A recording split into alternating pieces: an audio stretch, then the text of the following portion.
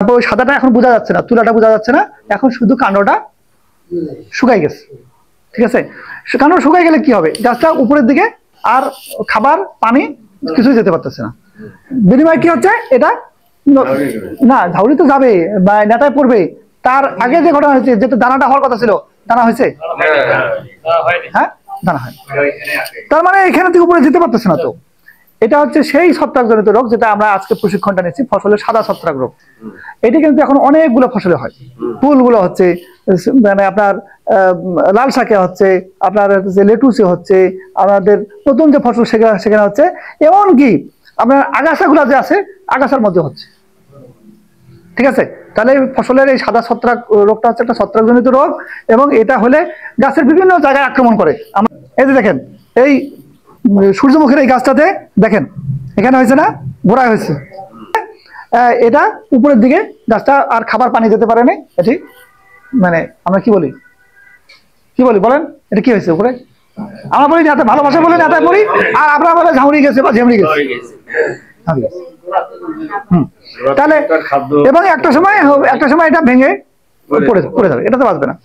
এখন লক্ষণ এবং চিহ্ন, এই দুটা কথা বলছি না, এই যে ইয়া হয়ে যাচ্ছে না, পাতাটা ছেড়ে দিচ্ছে না, এটা আমরা বলবো লক্ষণ বা ভেঙে গেছে লক্ষণ।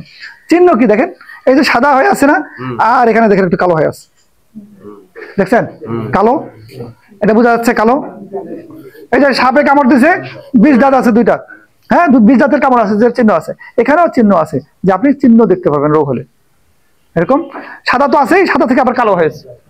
এটা হলো ওই ছত্রাকের, সাদা যে ছত্রাকটা ছিল ওটা পরিবর্তিত হয়ে এটা ও নিজে বাঁচার জন্য এই কাজ করছে, কালো হয়ে থাকবে।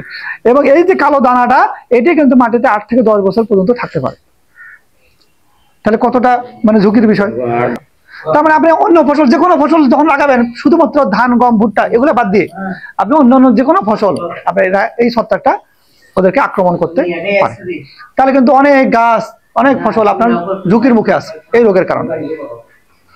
ঠিক আছে, তাহলে অবশ্যই আমাদেরকে রোগটাকে দমন করতে হবে, না হলে কিন্তু এই যে দানাগুলো তৈরি হবে, এবং এই দানা আপনার এক ফসল থেকে অন্য ফসলের জন্য আমরা ঝুঁকির কারণ হতে হবে। এই ফুলের গাছ তো মারা গেছে, ঠিক না, এটাও কিন্তু এই রোগের কারণে মারা গেছে। এই যেখানে হয়েছে তারপর শেষ, এদিক তো ভালোই ছিল, কিন্তু এখানে কাণ্ডটাতে আক্রমণ করার কারণে আমরা কিন্তু উপরের দিকে আর মানে যা আছে সব মারা যাচ্ছে, মানে নেতায় পড়তেছে। হ্যাঁ, খাদ্যর কারণে, পানির কারণে এটা মারা যাচ্ছে। আচ্ছা, একজন একটু ফাটান তো, কে ফাটাবেন? আচ্ছা, আপনি ফাটান তো, এটা আপনি একটা ফাটান, আমি ওদেরকে একটা দিই। ভিতরে দেখেন তো কিছু আছে কিনা, ভিতরে দেখেন কিছু আছে। হ্যাঁ, ফাটান, কিছু আছে কিনা, কিছু আছে? এই দেখি এখানে একটু দেখান তো, এখানে কি আছে, কি দেখছেন? এখানে দেখো, ভিডিওটা একটু দেখো তো, এখানে দেখেন তো কি আছে। হ্যাঁ, আপনি কিছু পাইছেন? আছে তো, ওটা কি? ওটা কি? ওই যে বললাম চিহ্ন, চোর চুরি করে গেলে একটা চিহ্ন রাখে না? এই ছত্রাকও আমাদের ক্ষতি করে গেছে, একটা চিহ্ন রেখে গেছে, এই দানা তৈরি করছে। আবার এত ডেঞ্জারাস, যেটা মাটিতে 8 থেকে 10 বছর পর্যন্ত থাকে। ধান, গম, বার্লি, ভুট্টা ছাড়া আপনার সব ফসলে আক্রমণ করতে পারে। দেখছেন, আপনার দেখা থাকলে পাস করে দেন, ওনাকে দেখার সুযোগ করে দেন। এই দেখেন কি বাড়ি করছে, দেখেন, দেখছেন ও তো নষ্ট করছে, ওর ভিতরে আবার কি করছে দেখেন, দানা তৈরি হয়েছে। তাহলে আমরা আজকে সাদা ছত্রাক রোগটাকে আমরা চিনে গেলাম। ঠিক আছে, এর লক্ষণটাকে চিনলাম। এর আবার ছত্রাকের জীবাণুটা যেটা আছে, এই ছত্রাকের আবার বিশেষ একটা মানে অংশ, যেটা ও নিজে বাঁচার জন্য দানা তৈরি করে।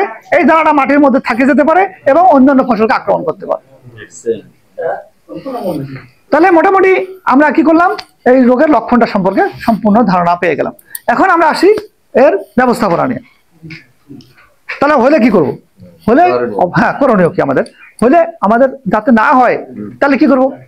ফসলটা তো করবোই না, যে রোগগুলো বেশি হয় যে ফসলে সেটাও করবো না। আমরা করবো কি, গম করতে পারি, বার্লি করতে পারি, ভুট্টা করতে পারি, এইগুলো দিয়ে শস্য পর্যায় অবলম্বন করবো। বা ধান করবো, আমরা আমনের সময় আমন ধান করবো, রবিতে তো এই রোগটা হয়, খরিফের সময় আমরা কি করবো, ধান করবো। আমরা ধান করবো, তাহলেও কি পানিতে ডুবে থাকলে এরা কিছুটা মারা যায় বা কমে যায়।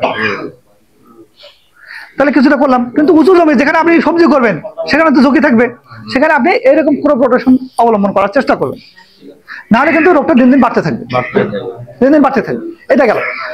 আর হচ্ছে রোগটার লক্ষণ দেখা দেওয়া মাত্র আমরা অবশ্যই ছত্রাকনাশক ব্যবহার করবো, অবশ্যই ছত্রাকনাশক ব্যবহার করবো। দেখেন সিমটমটা দেখা যাচ্ছে, কিন্তু বেগুনে দেখেন, বেগুনের গায়ের মধ্যে আবার ওই কালোটাও দেখা যাচ্ছে, দেখা যাচ্ছে না? হ্যাঁ, কালোটা দেখা যাচ্ছে, ওর মধ্যে কালো দানাটা হয়েছে, এই দানাটা কিন্তু বোঝা যাচ্ছে। ওইটা আপনি মনে করতেছেন তো একটা বেগুন নষ্ট হয়েছে না, এরকম মনে করতেছেন, ওটা কি করবেন, বেগুনটা নিয়ে একটু ঢিল দিবেন নাকি, যেখানে দিবেন ওই দানাটা পড়ে থাকবে, ওই দানাটা থেকে আবার ইয়া হবে না, পোকা না, স্পোর তৈরি হবে।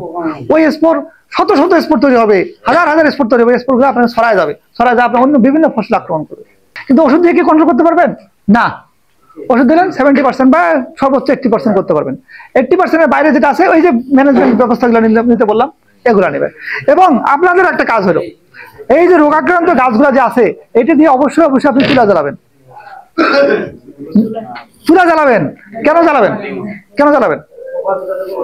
হ্যাঁ, এই যে দানাগুলো আছে, এটা কিভাবে মারবেন আপনি? এত শক্ত দানা আপনি কিভাবে মারবেন? পুড়ে যাবে, পুড়ে যাবে।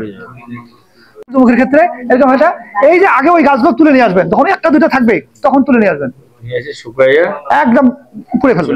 নাহলে ওর ভিতরে যে দানাটা থাকবে, এই দানাটা কিন্তু পরের সিজনে, পরের মৌসুমে, রবি মৌসুমে আপনি অন্য ফসলকে আক্রমণ করবেন। ঠিক আছে? এই মোটামুটি এই রোগের ম্যানেজমেন্ট আমরা আলোচনা করে ফেলছি। তাহলে এই যে সমন্বিত ব্যবস্থাপনা, অনেকগুলো পয়েন্ট কথা বললাম না, যে শস্য পর্যায় অবলম্বন করব, জমি নির্বাচন করবো যে জমিতে ছিল না, এই ধরনের কাজগুলো আমরা করব। এবং এই সমন্বিত ব্যবস্থাপনা নিলে আমরা কিন্তু এই রোগটাকে দমন করতে পারবো।